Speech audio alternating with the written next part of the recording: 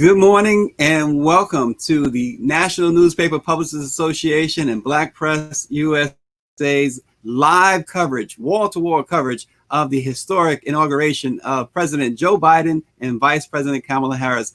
Dr. Chavis, our President and CEO, joins us, of course. Dr. Chavis, what a day.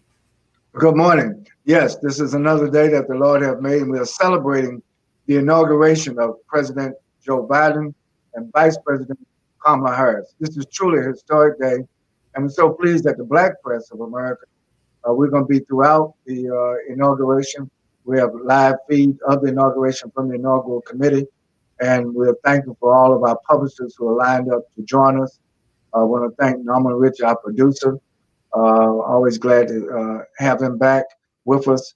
And Stacy, thank you. We've been on the air since 7 this morning, and we've got some good segments, and we're looking forward to this segment. Yeah, absolutely. So, Dr. Chavis, we know that everybody's been looking forward to this transition of power. Everybody's been looking forward to Biden and Harris. There's a lot of talk, and I even wrote something about this maybe a month ago, that we're going to see something a little different in the Biden administration. We're going to see almost a co-presidency with Kamala Harris. He's given her a lot of perhaps more to do, more authority than other vice presidents we've seen. Well, I think each administration approaches the office of vice president differently. Keep in mind, when President Barack Obama was president of the United States for 8 years, his vice president was Joe Biden. So keep in mind that Vice President Biden, now President Biden, has a lot of experience. So he's going to elevate the office of Vice President as Vice President Kamala Harris, because he was for 8 years in that position himself. And he knows the importance of having a vice president in the office of the president to help make those critical decisions. So I don't think it's co-president. I think there's a clear president and a clear vice president. But I would say you're going to see a working relationship between the president and the vice president, unlike any other in the history of America. And the fact that she's the first woman vice president, the first Black woman vice president, is a tribute to her and a tribute to him in terms of his embrace of diversity. He has the most diverse administration in the history of America, racially diverse, gender diverse,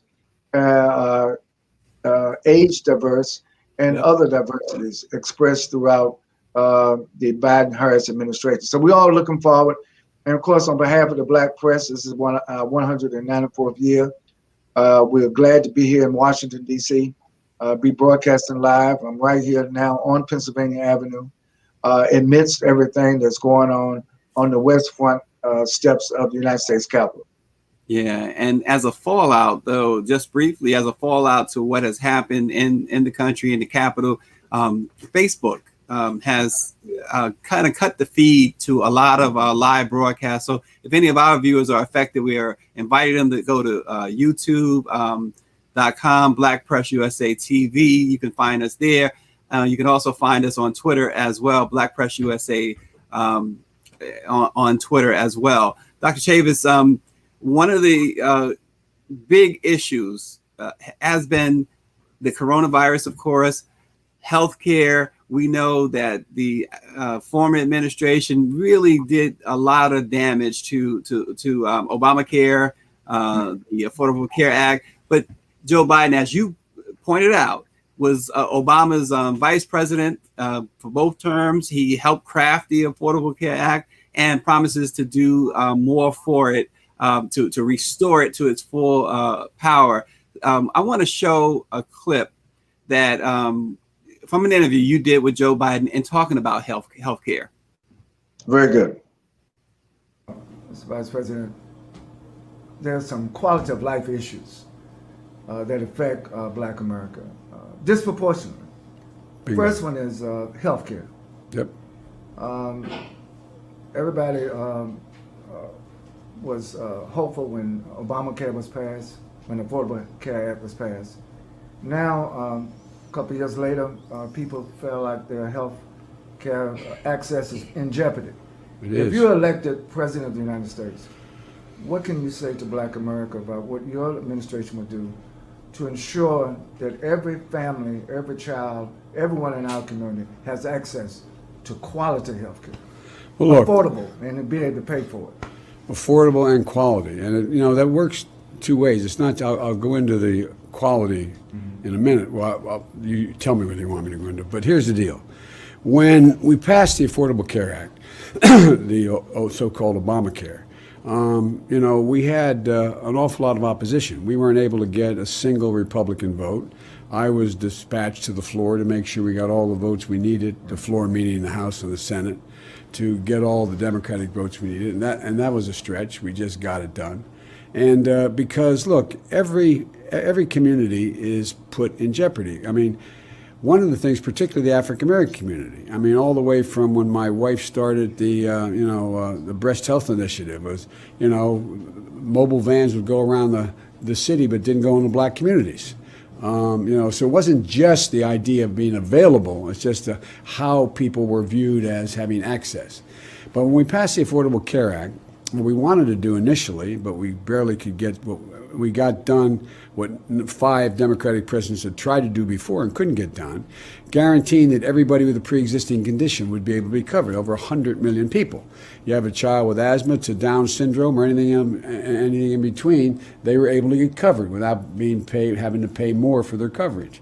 We made sure that we had 20 million people covered who never were covered before, and that it really impacted on the African American community. Here in South Carolina, we're in a situation where you had a governor pass a law that did not take advantage of what we provided in Obamacare, that there be Medicaid available for anyone who, in fact, did not have the money to be covered by buying into a policy. Well, they cut that here. They did not allow that to happen in other states. So you got 200,000 folks or more that don't have access to insurance. So what we did was I came along and, working with the team, made sure that we in a situation where we added what we call a public option.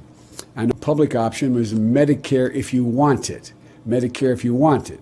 And if you qualify for Medicaid, you're automatically enrolled in what will become the Biden plan, which is an add-on to the, I'm going to take every cut that this president has made on Obamacare, including getting us out of court, challenging the constitutionality of Obamacare, and add a public option. Plus, in addition to that, we're going to make sure that we make it more susceptible, more available to people to get the so-called gold plan by further subsidizing the whole project. It costs a lot of money. It costs $740 billion over 10 years. But I can pay for that, and I'll get it done by one thing, just making sure people pay their capital gains at their tax rate.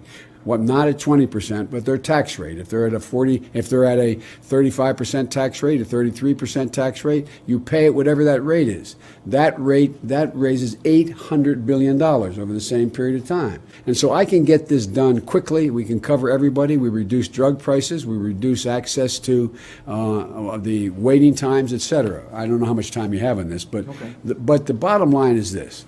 I've been a significant consumer of health care.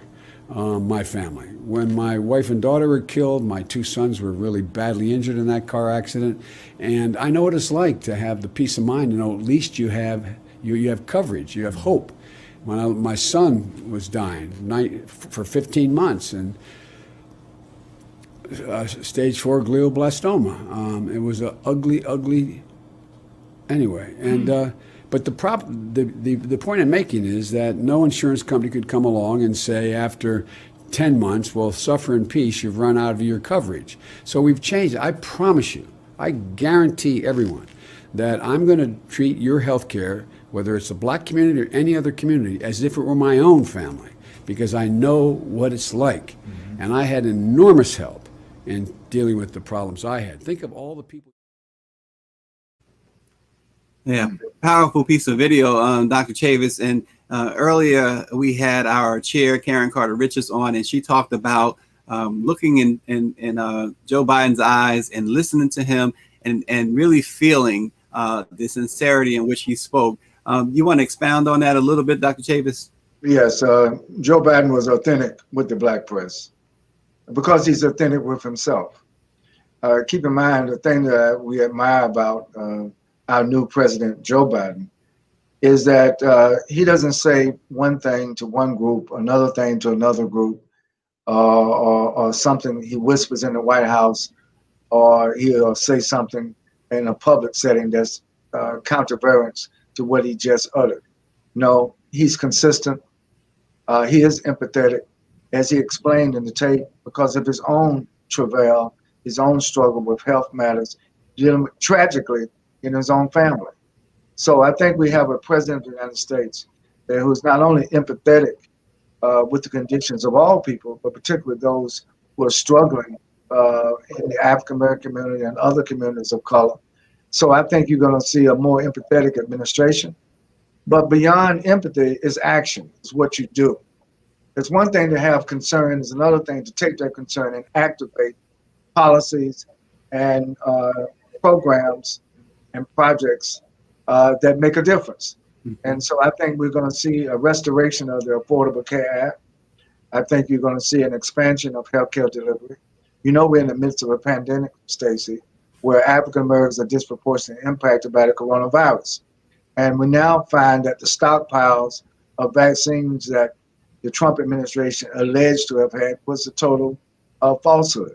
Don't have those stockpiles. So he has to, on day one, today is day one of President Joe Biden, day one for Vice President Kamala Harris. And so after the swearing-in ceremony, which we're going to cover live in this broadcast, they're going to go to work. Those executive orders are just waiting for his signature to make sure that issues like healthcare, to make sure issues like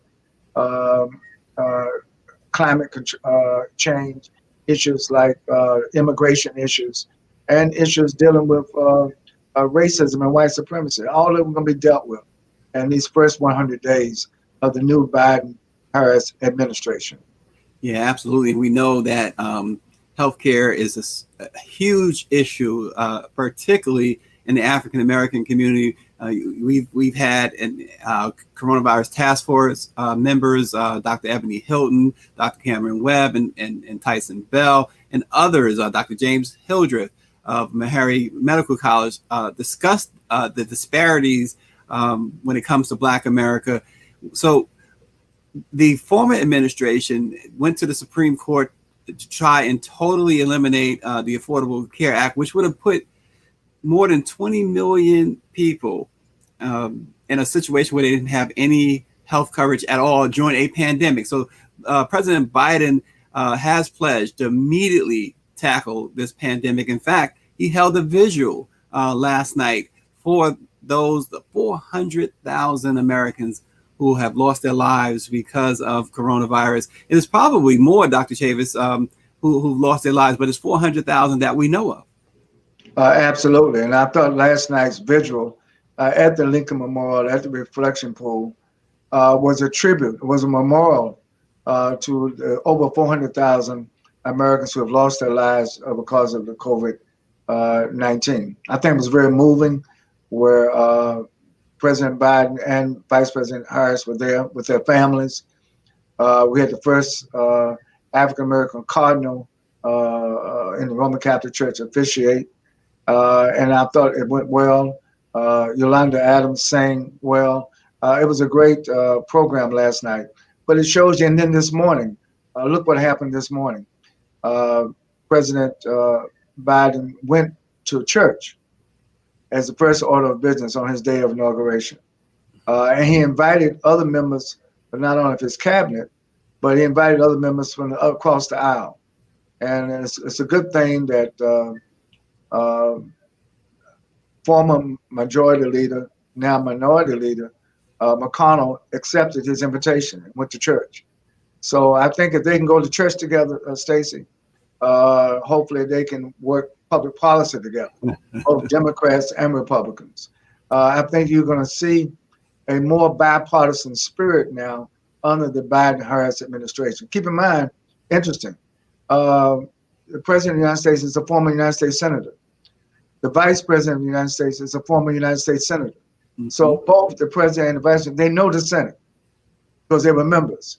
And in fact, Kamala Harris now, Vice President Kamala Harris, will be president of the Senate, will be the able to break any ties of tie votes in the United States Senate. So the Democrats now control the House of Representatives, and they control the United States Senate, and they control the White House. So look, it's public policy time. It's time to rectify some of the issues that have not been dealt with, that have been pinged negatively over the last 4 years on the quality of life in Black America. Now's the opportunity to a corrective to take place. You know, Sam Cooke said, change is going to come. Well, change is here. Sam Cooke, wow, what a great talent. You know, and to go along with that too, one of the underlying things here, you mentioned the Senate Minority Leader, Mitch McConnell. He and President Joe Biden have been friends for a long time. And people at first glance, when you hear that, it's hard to swallow because you think of McConnell as aligned with the previous administration. However, Mitch McConnell, if you go back to Mitch McConnell's words during the election in November and throughout this whole process, while it took him to the insurrection to condemn the outgoing president, the former president, he never subscribed to that type of behavior. And finally, yesterday, Mitch McConnell stood up and gave a resounding rebuke of President Trump. And also, he and Chuck Schumer have been working quietly the past 2 weeks since the victories in Georgia by Ossoff and Reverend Warnock to give the Democrats the edge in the Senate. He has been working very quietly with Chuck Schumer, who will now be the majority leader. And they have been working out some details on how things would go in the Senate. And it seems like they've been able to have some real good talks and have come to some agreements.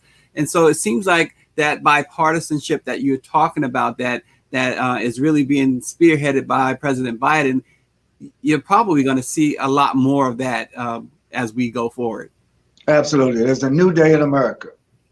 And we are thankful that, just want to note in this segment of our inauguration program, that we begin this year, Stacy.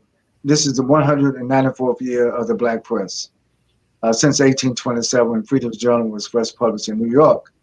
And today, an earlier segment, we had our chair of our board, Karen Carter Richards, from the Houston Forward Times newspaper, join with us as we reminded our audience that no matter what the administration is, who's in the White House, the Black press is going to be active. But we must note, though, we have reasons to have higher hopes today than the last 4 years. You recall that we met with candidate then, Joe Biden, for president in Charleston, South Carolina, the day before the South Carolina primary. He spent hours with the Black press, and we have been playing some of those excerpts. But the point is that it is a new day. You're going to see more bipartisan. Senate Majority Leader now, Chuck Schumer, and Speaker of the House, Nancy Pelosi, working with President Biden and Vice President Harris. You're going to see a big difference. And I think the Black press is also going to see a big difference. I'm forecasting that. You're going to see more engagement between the Black press and Black America, therefore, with the Biden-Harris administration than any previous administration in the history of America. I make that forecast today. Wow, Dr. Chavis. Well, at 11 o'clock, we're going to be joined by Jackie Hampton, the publisher of the Mississippi Link, and she's also a board member of the National Newspaper Publishers Association. And then at 1 o'clock, we'll be joined by Al McFarland from Minnesota. We're looking forward to Al McFarland's. He has some great insights on all things related to the inauguration. 2:15, we're going to be joined by Jim Washington, the publisher of the Dallas Weekly and Atlanta Voice. We always are so educated when we hear from Jim. So we're looking forward to that.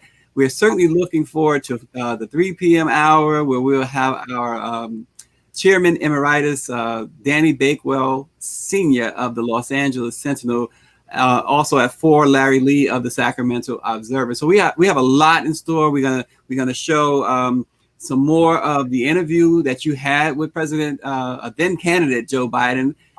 We also are going to show our viewers a message. If you missed it in the first hour, a message that Kamala Harris delivered to the Black press as well.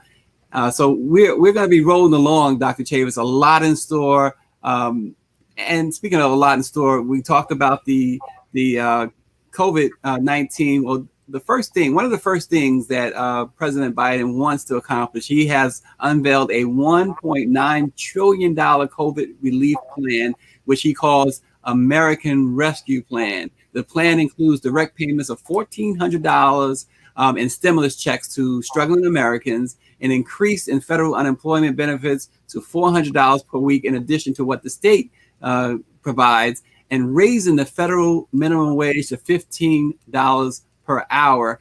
Because let's face it, Dr. Chavis, $15 an hour would be a substantial raise to many who are struggling at the federal minimum wage, which I believe is still hovering at about $8 or $8.25 an hour, or something of that sort. So, Dr. Chavis, President Biden really has he has quite an agenda. Well, quite an agenda to match the unprecedented challenges that he's facing. But again, Biden is well versed, well experienced. He was vice president for 8 years under President Obama. He's been in the United States Senate for over 30 years. This man is well experienced. If there was anybody qualified to be president of the United States, it's Joe Biden. But beyond his qualifications is his commitment.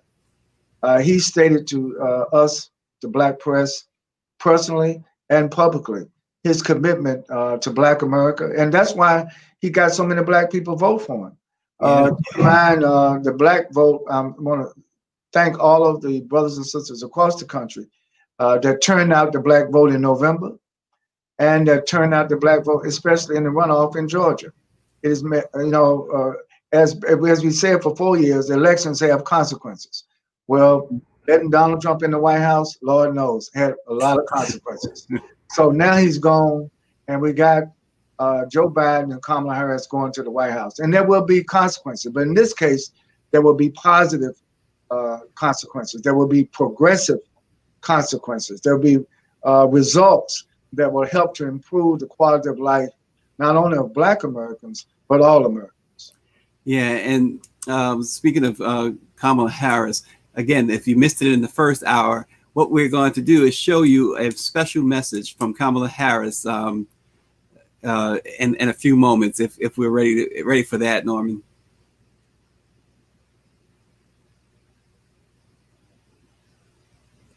So let's look at Kamala Harris's message to the Black press.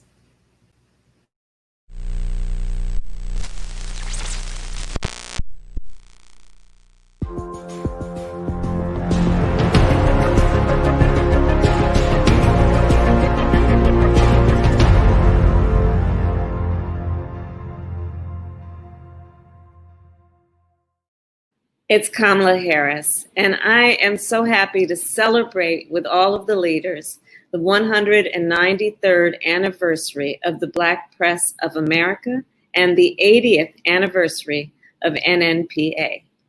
I want to thank Nnpa's president and CEO, Dr. Benjamin Chavis, and the national chair, Karen Carter Richards, for your longstanding leadership and for being a voice for and of our community. For 193 years, our country's Black publications have reported on politics, entertainment, and social issues from the perspective of Black Americans. You have been here throughout the defining moments of our history, from Jim Crow to the Civil Rights Movement to the movement that we are currently a part of and witnessing. You have been here and have featured the bylines of Richard Wright, Zora Neale Hurston, and W.E.B. Du Bois, in times when mainstream outlets would not. Black publications continue to play an important and a critical role in speaking truth and telling the stories in a way that not only keep us informed, but make sure that everyone understands the perspective, the experience, and the history and the present of our country.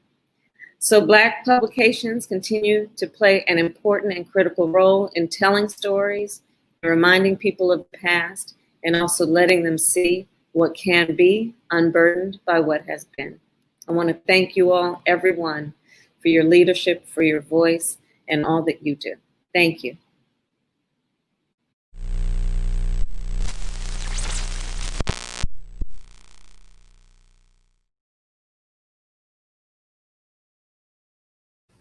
And that was from Vice President Kamala Harris. Dr. Chavis, they preparing now. They have been preparing, I should say, for the past several days in earnest in Washington. Miles of fences have snaked through the city, and divisions worth of National Guardsmen, more than 25,000, have been called up. The National Mall is closed to the public. We know that major roads and bridges are blocked off, security checkpoints around the so-called red zone that's near the core of DC. Only authorities have access to certain areas, and there's been green zones as well, Dr. Chavis, and that has restricted residents and local businesses. So so much has gone into the preparation of the inauguration. You've probably never seen Washington like this before. Yes, absolutely. And I'm broadcasting live in Washington, D.C. from Pennsylvania Avenue right now. I'm looking out my window. I see the National Guard. I see the Metropolitan Police. I see the Secret Service. I see the contingents of the 25,000 National Guardsmen who are armed. This is unusual, and this is because of the insurrection. It would have been an unusual inauguration because of COVID-19, the need to social distancing. But the heightened security is because of what happened on January the 6th, when the former president of the United States incited insurrection that violently stormed the United States Capitol. 5 people died. Over 50 or more were injured. And this was unprecedented. Not even during the Civil War was a Confederate flag hoisted in the United States Capitol, but it was done on January the 6th. So, you know, we have reasons to pause on this day to remember all of the ones who have been lost to COVID-19. We have reason to pause for our memories have been quickened by what happened on January the 6th with the violent white supremacist insurrection. But we also have reasons for great hope today. The first woman president of the United States, the first Black woman president of the United States, and a progressive president, Joe Biden. And I think that Black Americans in particular today should be very proud of our collective contributions, having a large voter turnout across the country. Part of the 80 million voters were millions, tens of millions of Black voters that voted for Biden and Harris.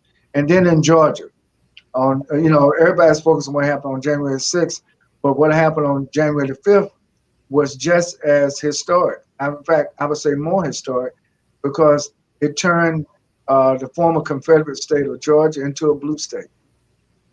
Both senators, young senators, one Black, one Jewish, from the state of Georgia. And it was because of the tremendous turnout of the Black vote. So, Stacy, on this inauguration day, we not only have reason for hope, reasons for celebration, but I think that we should strive now to make sure that we can work with the new Biden-Harris administration to help improve the quality of life of our communities. And I want to thank all of our publishers from the country, some of whom are going to be joining in this segment soon, for their vigilance and for their steadfastness of faith and continuing to publish and speak truth to power. Yeah, absolutely. And speaking of the preparations, let's take a look at some of the preparations. We have some clips of what has gone into the preparation.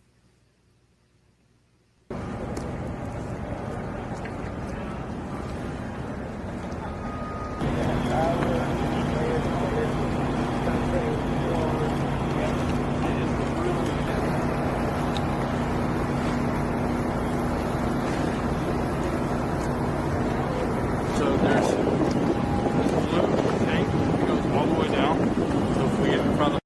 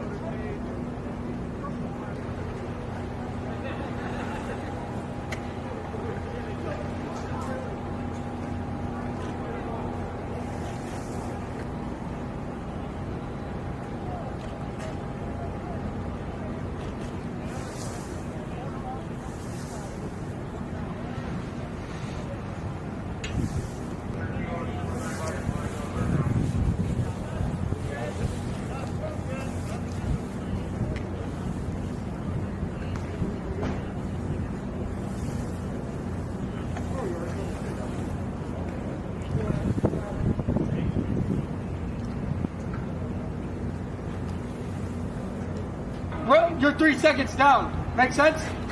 So he might come to you, 3 people from you, you start saluting.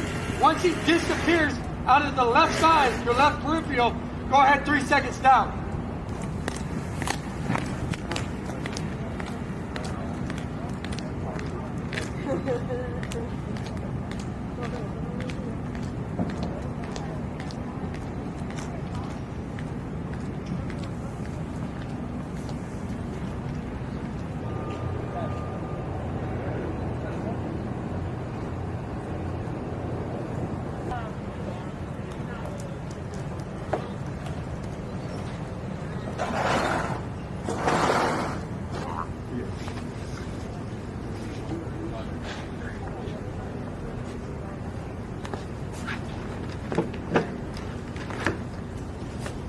Yeah, I'm good.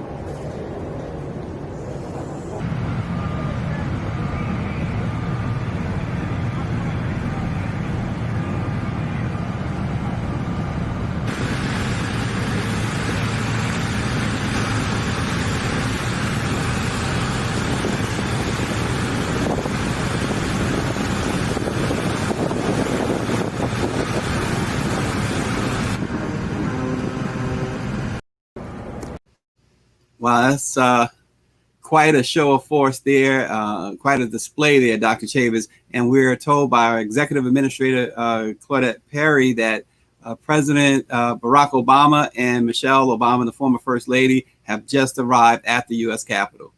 Yes, and it's quite fitting that former President Barack Obama and former First Lady Michelle Obama are there to participate, to salute, be a part of witnessing the orderly transfer of power today at the inauguration.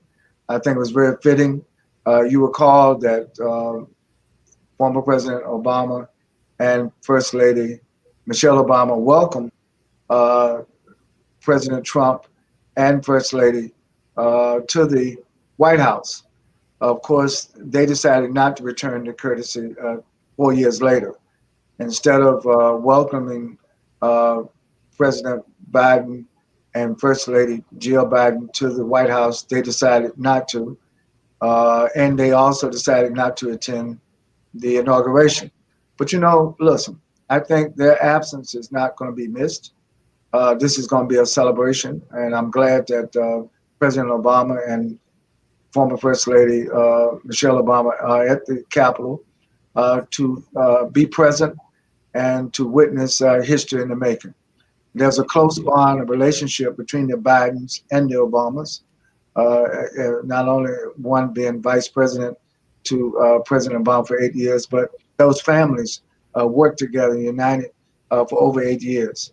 And so I think it's quite fitting for former President Obama and former First Lady Michelle Obama to be there this morning to welcome and to salute the inauguration of President Joe Biden and the inauguration of Vice President Kamala Harris. Yes, and so at around noon, President-elect Joe Biden and Vice President-elect Kamala Harris will be sworn into office. We're going to bring that to you. The inauguration of the first female, first Black, and first South Asian vice president.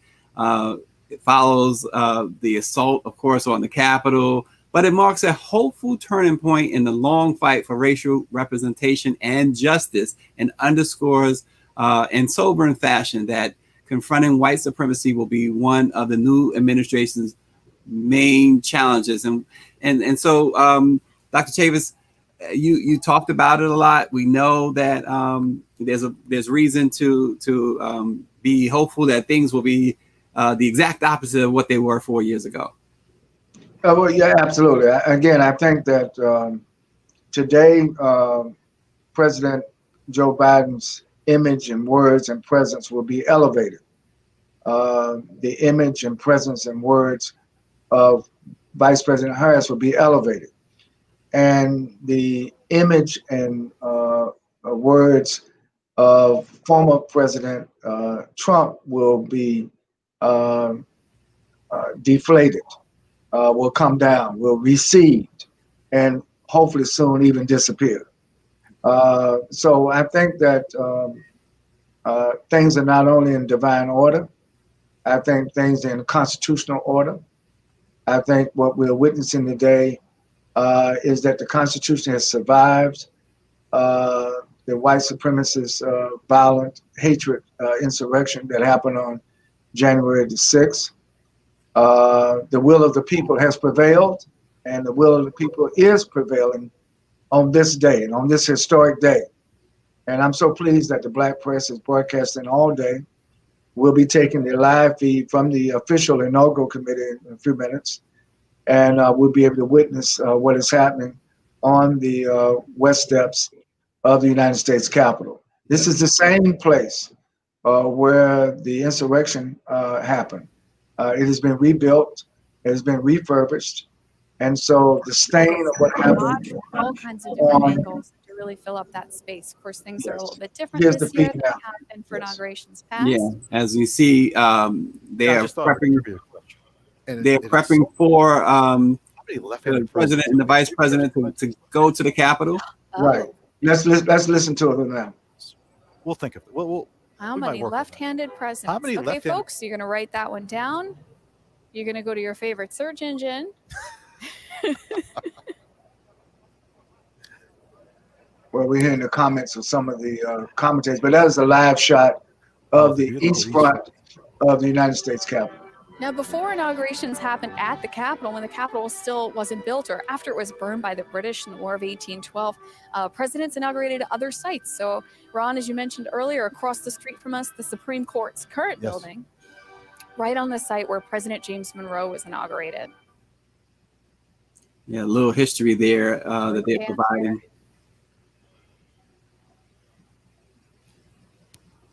Each branch of the military has a distinguished orchestra. That is the Marine Band. Much about them. Let's listen to our beloved Marine Band for just a little while. It is the Marine Band, as you said. Yeah.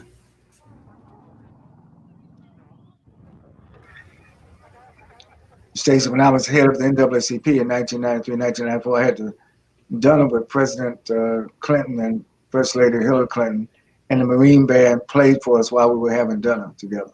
Oh, wow. Private session in the White House. Yes. Nice. They're going to play something now.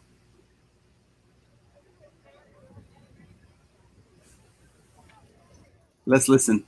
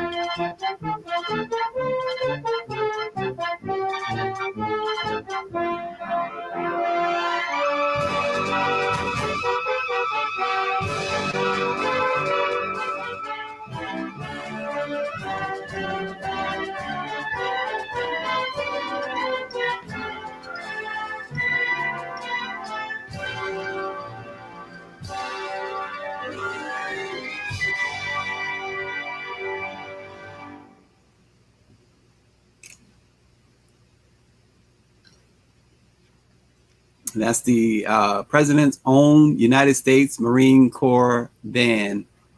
And Dr. Chavis said you had the privilege of having that happen. As, you experienced that firsthand. Yes, inside the White House. It was a private dinner. Me and my wife, Martha, and First Lady Hillary Clinton and President Clinton. It was just the four of us at dinner inside the White House, and they had a subset of the Marine Band to play while we were having dinner in the White House. This is in 1994.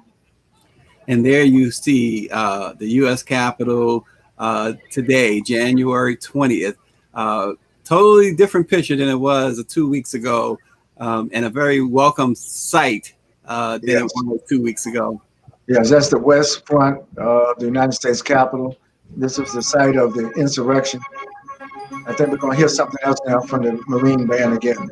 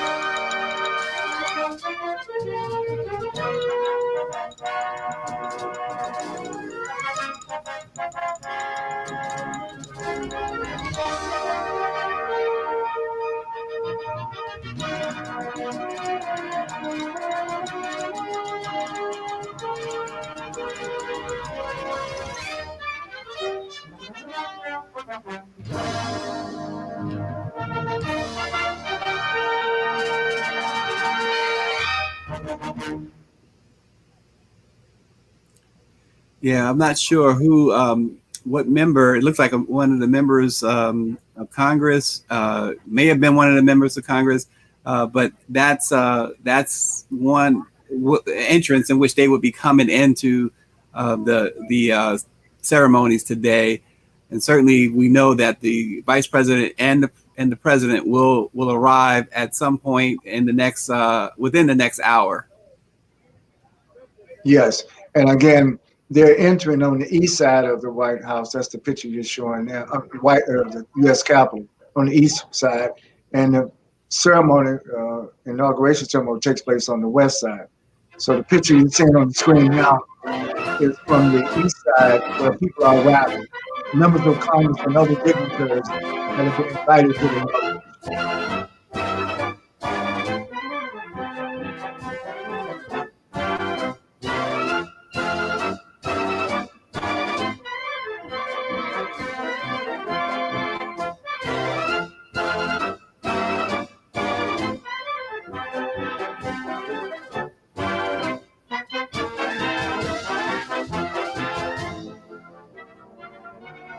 We're still listening to the United States Marine Band, President's Marine Band.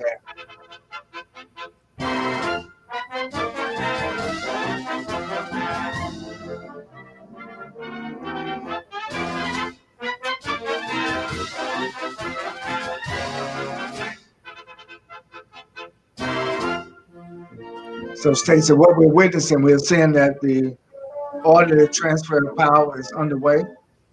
Yep. These are the preliminary ceremonies.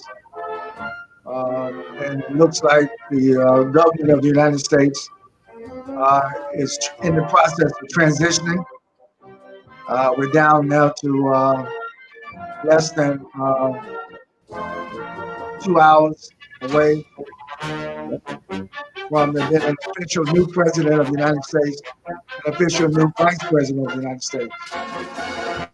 And people all over the world, not only in America, but people all over the world are watching these pictures, these live video shots of the orderly transition of power in America. Yeah, and Dr. Chavis, I know you've been to a lot of places, a lot of events. I'm not sure that I've ever asked you if you've been to an inauguration. Have you attended an inauguration before? Yes, I was at the Clinton inauguration and at the Biden inauguration. I would actually serve on the Clinton transition team. So yes, I've been to several inaugurations. Yes. And what is that like that morning? I mean, as we watch this video of live feed, Well, what is that like? there's a lot of pomp and circumstance, a lot of official traditions that has to be recognized. The playing of patriotic music, the gathering of like-minded individuals who support the new incoming administration. It's a celebration. But this today is different. You see everybody there has on a mask because of the coronavirus. Even the orchestra, when they're not playing their instruments, they are required to wear masks. So I think that because of the coronavirus, this is different, but also because of the heightened security precautions, because of the violence that took place at this same building, the United States Capitol, on January the 6th. I do hear that, or even where I am now on Pennsylvania Avenue, down from the Capitol, I do hear people raising their voices of joy. People are singing. People who are not able to make it to the inauguration in person. I'm looking out my window. I see people standing in their windows expressing their sense of celebration and joy. And what you see there are more dignitaries, staff, and members of Congress who have been invited. All members of Congress are invited to the inauguration. And each member of Congress was allowed to bring one person to the inauguration because of heightened security. There are usually hundreds of thousands of people. And this one, there will be a very few thousands of people to actually witness the inauguration and just the oath of office in less than 2 hours from now. Yeah, and as you pointed out, there's the Biden family arrival right there, Yes. as you can see. And welcome back to those who've been watching on Facebook. I understand there was some issues with the Facebook feed. Facebook had announced that they would be at least periodically shutting down certain live streams in itself. If not just muting comments, they are adhering to heightened security calls on all platforms. And so we thank you for sticking with us. We'll be doing this all day. And it appears we're looking at Senate Majority Leader Chuck Schumer. Yes, that is in fact Chuck Schumer that we see in the picture there as he arrives at the inauguration. And so we'll see more and more members as this video feed, this live feed continues. President Biden is now arriving at the Capitol. We don't yet have a picture of him yet, but I'm sure we'll get a glimpse of the new president momentarily. We just saw his family go in, and other, as you said, Dr. Chavis, other dignitaries. And just a note again, there are 4 of our channels on Facebook continue to be shut down. We are broadcasting on just 2 of our channels, and we do have YouTube, Black Press USA TV, and Twitter. So you don't have to miss anything. Stay with us. We have some very special guests coming up, and certainly we have some more from Dr. Chavis's interview with Joe Biden. And for those who may have missed it later on, we will re-air a tribute the now Vice President Kamala Harris paid recently to the Black Press of America. What a scene, Dr. Chavis. And I'm sure that, and you're right there. So you're right. You're actually right there. Like I said, Pennsylvania Avenue. The feeling has to resonate even up where you are broadcasting. Yes. Again, I think that this is a pleasant sight for all Americans and for all people of the world. to see a democracy transfer power peacefully, to see a democracy transfer power within the bounds of the Constitution of the United States of America. There was a threat to the Constitution of the United States of America on January the 6th. That threat was put down. And if you look at all of the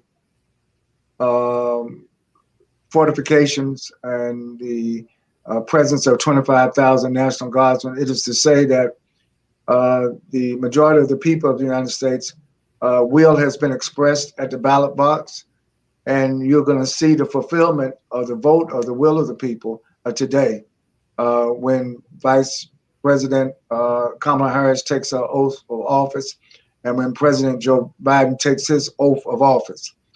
I think that this is a good sight for Black America. It's a good sight for all Americans. And we're very pleased that the Black press could bring you these feeds live. We have multiple channels that this has been fed to, so we want everybody to stay with us. We'll be on the air until 4 p.m. today, and we have a lot of interesting segments to bring in terms of our coverage of this historic inauguration in 2021. Yeah, we also have individuals from the Black press, including Denise Rolock Barnes of the Washington Informer.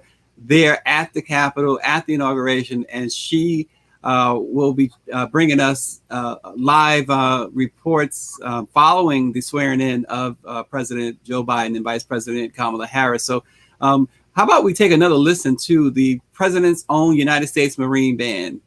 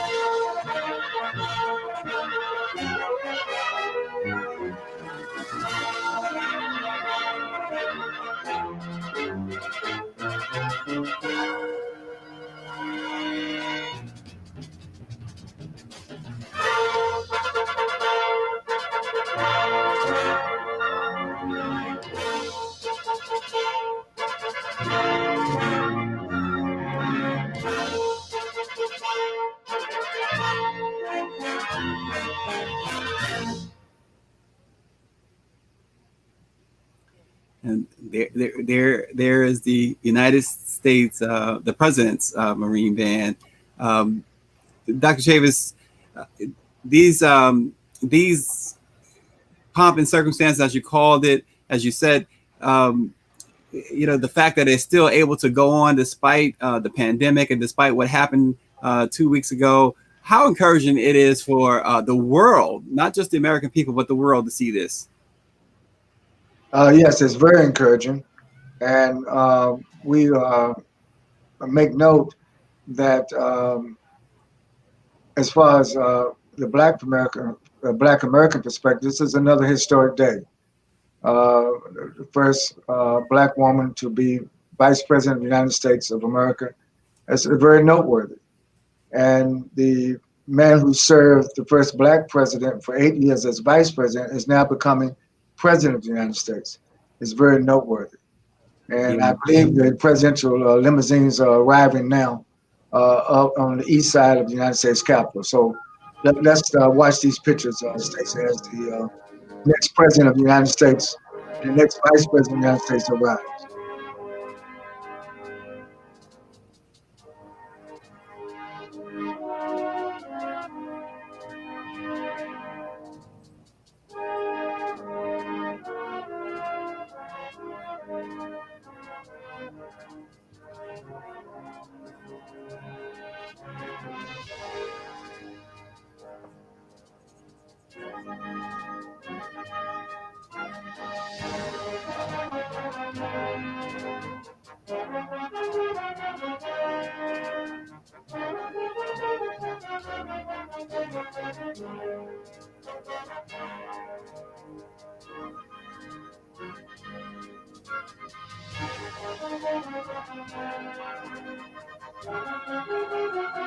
There are thousands of Secret Service agents protecting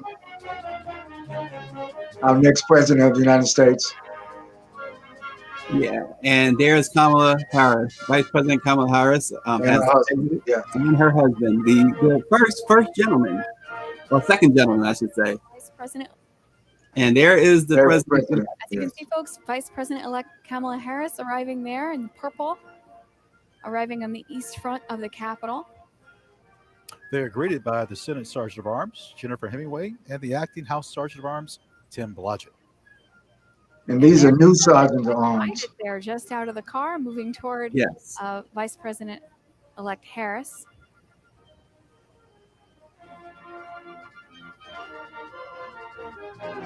Great weather for this, of course. There's Dr. Jill Biden there in, I would call that a teal.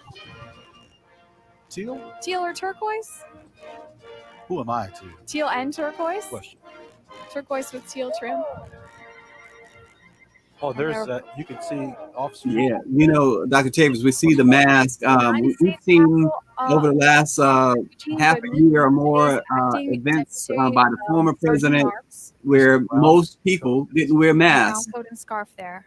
Well, this is a new day for America. We're emphasizing the importance of wearing masks. And even on this day of inauguration, special honor today President Biden, Vice President Harris are practicing what we want all Americans to do, and that is to stay protected. Close by. Yeah, and what a moment for so some of Jason Vice President Kamala Harris. Just 4 years ago, she began her term as senator from California, and here she is now, about to ascend the Capitol in the brownish coat, tan coat, and become the Vice President of the United States, the first woman Vice President of the United States. Now remember, folks, presidents used Truly to be historic day. right here on these east front steps. Presidents were inaugurated here. Basically, And we starting. thank all of our brothers and sisters, all of our people who voted in November to make this day possible. We thank God. It's historic to be on the side. The move to the West Front in 1981 is one of those things where people think it's always been that way. Just like the Supreme Court getting their own building in 1935, we think it's always been that way. Here we go, going up the East Front steps. See some United States Capitol Police officers flanking there and approaching the east door. Beautiful carved bronze doors. Tourists used to enter through here. The Speaker's office used to be in the lobby out to the left.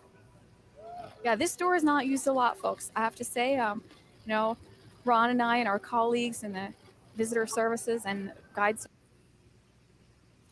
And Dr. Chavis, it's so interesting because there's even history in that picture with Kamala Harris, as we pointed out, the second gentleman in the history of the United States. Yes. Munich by the Royal Bavarian Foundry. 10,000 pounds. And the panels show the life of George Washington. Well, his history. Little scenes, and Columbus. Scenes of them. Columbus and Washington, they go up the sides. Also, we got a view of the inside here. Folks coming into that east door. Excellent footage. There's President-elect Biden and Dr. Jill Biden. You can see we've got a nice sunny day. There's Vice President-elect Harris and Doug Emhoff. Now, friends, I know what you're thinking. And the J-stick behind them, Senator Blunt. Where are they going? To a whole area. And there's Speaker Pelosi coming through again. The color of the day, I think turquoise. And Senator Mitch McConnell. And here we are looking at the Marine Band again. Like I said, they are going to be playing all day. And a little close-up of those uniforms, or a little bit of detail about those uniforms. As you know, they have the epaulettes, the braiding on the shoulders. But Ron, trivia question for you. Do you know what the braids in the front are? They sort of hang down. They almost look like a bolo tie, sort of. I don't, and I should. They're called aiglets. Aiglets. And you can see the ones on the officers are gold. And then the other folks in the band there, Marine Band, they have white epaulets and aiglets. So they're sort of hang down in the front, little sort of tassely looking things. Oh, look at the passion of the director. Let's listen together.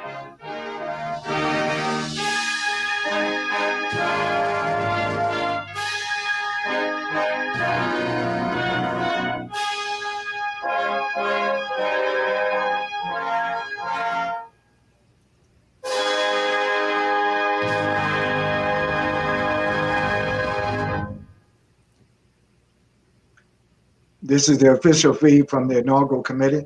And on behalf of the Black Press of America, thank you for tuning in. We'll be on live now until 4 p.m. Eastern Time.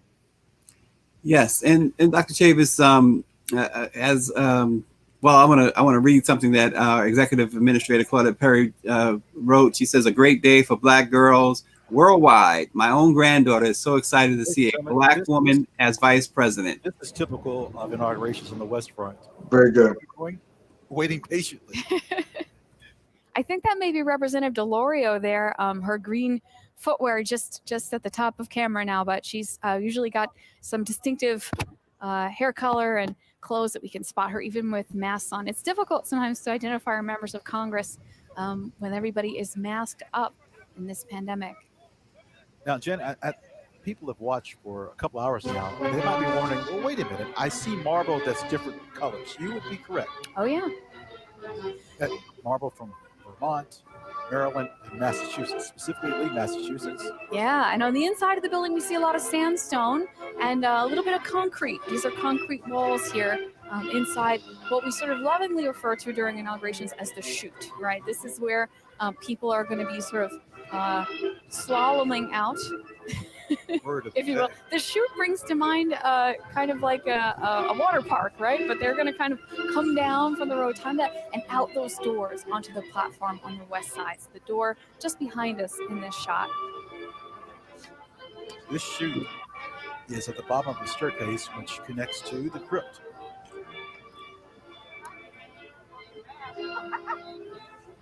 Ladies and gentlemen, please direct your attention toward the inaugural platform. The Chairman of the Joint Chiefs of Staff, General Mark A. Milley. Okay, so apparently we're going to stay with this feed. This is the official feed. We'll make comments, but we'll listen to the official feed. The Joint Chiefs of Staff has just been announced. And of course, for the first time in American history, we'll have an African American as the Secretary of Defense. See, this is still among so many other parts of that diverse cabinet. Elbow to elbow. The Biden-Harris administration will be the most diverse administration in American history. The most racially diverse, the most gender diverse, and the most age diverse in the history of the United States. Yeah, and you know, it's interesting too. Sometimes folks like you say that we shouldn't look back, and it's so true. Sometimes folks look back decades on President Biden's decision when he was in the Senate with criminal justice, and you know, it was a mistake, right? It had unintended consequences, but at what point do you give the president, the new president, an opportunity to show that was a mistake? Well, again, you know, keep in mind, Stacy, when that happened, most of the members of the Congressional Black Caucus supported the crime bill. So it wasn't just a personal mistake. It was a mistake of the Congress itself. It wasn't just a Biden mistake. I think people should not give the whole crime bill as the Biden bill. It wasn't a Biden bill, it was a congressional bill. He supported it along with other members of the Congressional Black Caucus at the time. Now we know because of mass incarceration, it did have unintended consequences, which he's publicly said that it was a mistake to do. See, you know, we live in a society, it's all right. One of the things I like about Biden, he has no problem with admitting that something wasn't quite right in the past. But we're in those days, we're not living in the past, we learn from the past. And if there's anybody that has learned from the past, it is Joe Biden. Look at his history. Over 30 years in the Senate, 8 years as Vice President of the United States. as I said earlier in the other segment, if there was anybody that was qualified to be president of the United States in 2021, it is Joe Biden. Yeah, and you know, when you think about his agenda for Black America, he has already laid it out. One of his top priorities, he said, is to ensure that African American workers, families, and small businesses get the relief they need and deserve. He says tackling systemic racism and fighting for civil rights has been a driving force throughout his career in public service. He has a record of fighting for and delivering for the African American community. And we heard his interview with you. And as our chair, Karen Carter Richards, have pointed out, and you pointed out, you know, sitting down with him, you couldn't ask for a more sincere person. He was very, very sincere in his remarks. He was poignant. You know, he mentioned too co-sponsoring the Civil Rights Act of 1990 to protect against employment discrimination. And he led multiple reauthorizations of the Voting Rights Act. And we know that the John Lewis Voting Rights Act is on the table as we speak. Absolutely. Well, you know, he's authentic.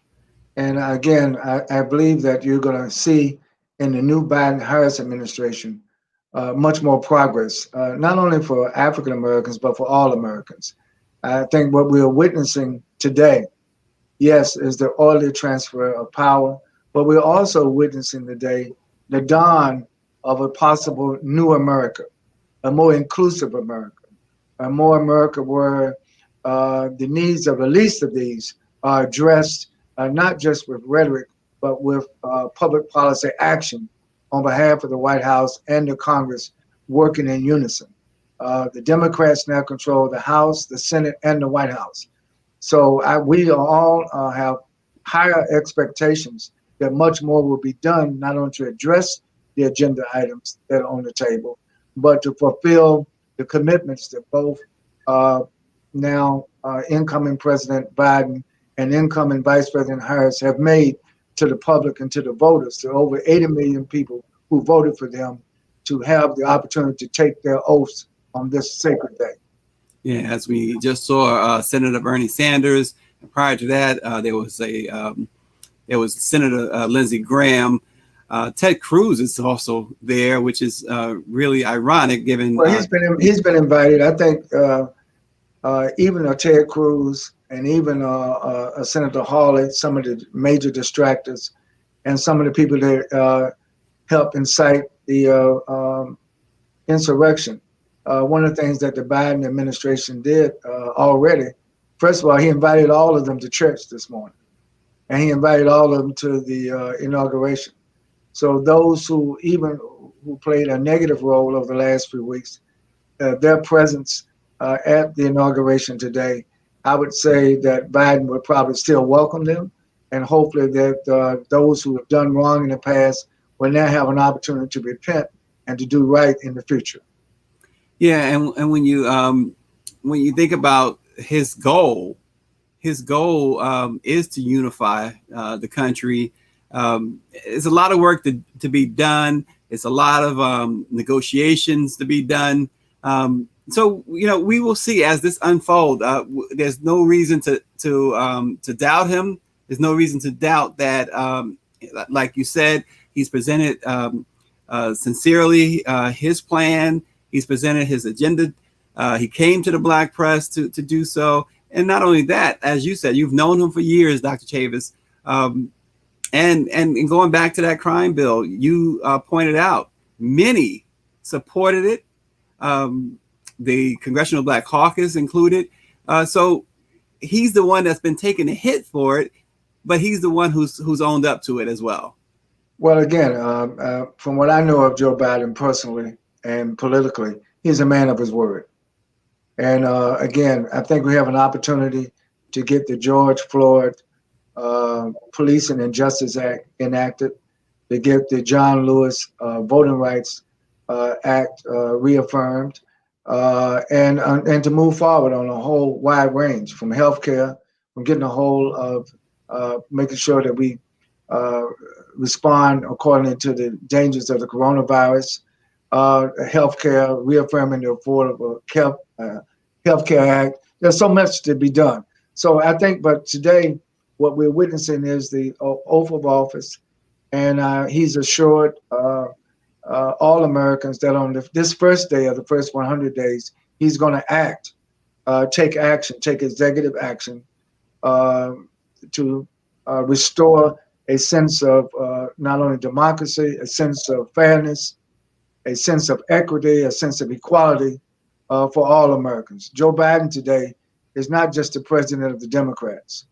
Kamala Harris is just not the vice president of the Democrats. Joe Biden and Kamala Harris are both president and vice president of all Americans. And that's what we're celebrating today. And I believe that the whole world is also joining in this celebration as we make a transition from negativity to a transition of positivity. Yep. And special good morning, my oldest daughter, all the way from Nevada, Dr. Chavis. Ricky is watching. My granddaughter, Nina. Special good morning to you guys. Good to have you. And in a few minutes, we're going to take a break before we get to the top of the hour as our day-long coverage of the inauguration of President Joe Biden and Vice President Kamala Harris continues. Remember, we have coming up in about 10 minutes, our publisher from the Mississippi Link down in Jackson, Mississippi, Jackie Hampton. And then we also have coming up at 1 o'clock, Al McFarland from Minnesota, Minneapolis, actually. And Jim Washington at 2:15, our chairman emeritus at 3 o'clock, Danny Bakewell, senior of the Los Angeles Sentinel. And at 4 o'clock, Larry Lee of the Sacramento Observer. And throughout the course of the day, we are expecting to hear also from the Washington Informer's Denise Rolock Barnes. She's at the Capitol. She's there social distancing in one of those seats out there. Hopefully she's warm and will be in a really good position to give us a firsthand account of what she's seeing down there on the ground, Dr. Chavis. Yes, and we're going to let everybody know that stay tuned. We're going to, even when we change at the break, we're coming right back with a new live stream where we will cover live the actual oath of office of Kamala Harris as Vice President of the United States and the oath of office of Joe Biden as President of the United States. So stay tuned to the Black Press. Don't change your channel. We'll be right back. We're going to last up until 11, and then we will change. But we'll be broadcasting live on these channels until 4 p.m. Eastern Time. We're very grateful that this is the 194th year of the Black Press in America. We're very thankful to our chair, Karen Carter Richardson, to all the members of our board of directors that enables the Nnpa staff to do what we do. We thank Norman Rich, our producer. We thank you, Stacy. We have all been on the air now since 7 this morning, and we're going to continue. We are waiting for this day. We prayed for this day, and now the Lord has answered the prayers of millions of people for an orderly transition. And our hopes is that things will get better. I think we've seen the worst of America over the last few days, but we're looking forward now to seeing some of the best of America of the days ahead. Yeah, and remember, if you keep your eyes on the rear view mirror, you'll never be able to see what's in front of you. So let's continue to move forward. And Dr. Chavis, it's going to be quite the day, and the Black Press is going to have a lot to write about. You can see all of this in at blackpressusa.com, and many of our papers around the country, actually in all of our papers around the country, including the Houston Forward Times, the Washington Informer, the Mississippi Link, the West Side Gazette down in Florida, the Los Angeles Sentinel, the San Diego Voice and Viewpoint, all around the country, the Defender in Houston, the Defender in Chicago, Michigan, Real Times Media. So we have it covered all around the nation, Dr. Chavis. Absolutely. I know Bob Bogle, the Philadelphia Tribune, the Afro in Baltimore and in Washington, the Amsterdam News, the New York Daily News, the New York Beacon, the New York Carib News, all of our papers from the Northeast, the Midwest, Michigan Chronicle. I could go, we have so many papers. All my papers in North Carolina, the Wilmington Journal, the Carolinian, the Carolina Peacemaker, the County News, in Atlanta, the Atlanta Voice, the Atlanta Inquirer, the Atlanta Daily World. We have papers all over the country, the St. Louis American, the Miami Times, the West Side Gazette that you mentioned, the Jacksonville Free Press. We could go on and on, the Savannah Tribune.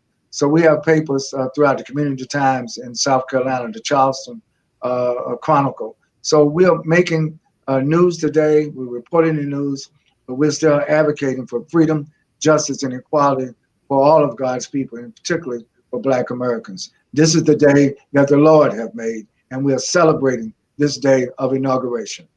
And just now, we just saw President Bill Clinton and Hillary Clinton arrive as well, and they are headed to their seats. The former President Clinton, former President Obama, and Bush all will be there with their former first ladies. And the only former president that was expected to make it, but because of illness, President Jimmy Carter, the oldest living former president, and Rosalind Carter were not able to make it, but they assure everyone that they are watching virtually like you are. Hillary Clinton was also the Secretary of State for President Obama. So I think that this is a very good moment for the former First Lady, Hillary Clinton, and former Secretary of State Hillary Clinton, because she, as you know, she ran in 2016 for president. And of course, Donald Trump beat her for the position. Yeah, and so, there it is, George W. Bush and Barbara Bush making their way in as well. Former President George Bush, glad that he made it. He's a former Republican president, and he's showing his respect to the incoming now Democratic president, Joe Biden, who will be sworn into office today. So all these former presidents and their first ladies, it's great that they're there to pay tribute and to salute and to witness, again, the orderly transfer of power. There was a lot of disorderly conduct going on in this same building on January the 6th. But look how, Stacy, things have changed for the better. And this day shows that the forces of right, at the end of the day, always are able to overcome the forces of wrong. But you have to keep your faith, you have to stay vigilant, and you have to keep pressing on. Yes, and so we're going to take a break. We'll be back at 11. The sun is shining in Washington, and it's smiling on the Black press. Stay with us all day. We'll see you at 11 o'clock at the top of the hour with the Mississippi Link publisher, Jackie Hampton. Stay tuned. Thank you very much.